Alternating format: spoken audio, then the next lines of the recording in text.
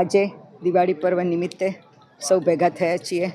Spark ટુડેના staff સમગ્ર team સુજલભાઈ, પરેશભાઈ અને એમની સમગ્ર ટીમને હું ખૂબ ખૂબ શુભેચ્છાઓ પાઠવું છું અને સાથે જ અભિનંદન આપું છું.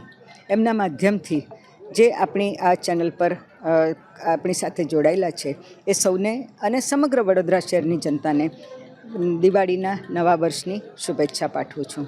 સાથે જ પરેશભાઈ અને સુજલભાઈ હંમેશા પોતાનું આ કામની સાથે કંઈક નવીનતા પણ કરતા હોય છે.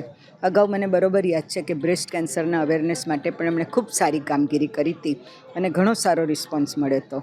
એવી જ એમણે એક સ્વચ્છતા માટે સમગ્ર શહેર વડોદરા સ્વચ્છ રહે. અને શા માટે સ્વચ્છ રાખવાનું? આપણે જાણીએ છીએ કે સ્વચ્છતામાં પ્રભુતા છુપાયેલી છે અને જો શહેર સ્વચ્છ હશે તો સૌનું સ્વાસ્થ્ય પણ જળવાયેલું રહેશે.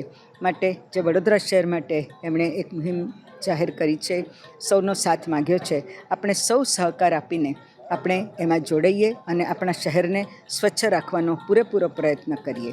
અને સ્વચ્છતા એક કેટલી સિમ્પલ વસ્તુ છે. આપણા ઘરનો કચરો બહાર બાજુના ઘરમાં ન ફેંકવો એ મોટામાં મોટી વાત. એ ભેગો કરીને અલગ અલગ કરીને જ્યારે કોર્પોરેશનની ગાડી લેવા આવે કચરો, ત્યારે અલગ કચરો આપણે એમને આપી દઈએ. અને સોસાયટીમાં પણ જ્યાં કંઈ ગંદકી દેખાય એને ભલે કોઈક વાળી જાય, ત્યાર પછી પણ જો કંઈ ગંદકી દેખાય તો એક બે ત્રણ બહેનો ભેગા થઈને પણ જો આપણે એને સ્વચ્છ રાખીશું અને એમાંથી કંઈક ખાતર ઉત્પાદન કરવાનું કે કંઈક બીજી બી કામગીરી કરીશું તો એ આપણા માટે લાભદાયી છે, આપણી સ્વાસ્થ્ય માટે લાભદાયી છે, સમગ્ર શહેર માટે લાભદાયી છે. અને એ જ રીતે ચાલો આપણે સૌ સાથે મળીને વડોદરા શહેરને સ્વચ્છ બનાવીએ, આમની સાથે જોડાઈએ. અને પરેશભાઈ અને એમના દીકરા સુજલને ખૂબ ખૂબ અભિનંદન આપું છું અને શુભેચ્છા પાઠવું છું.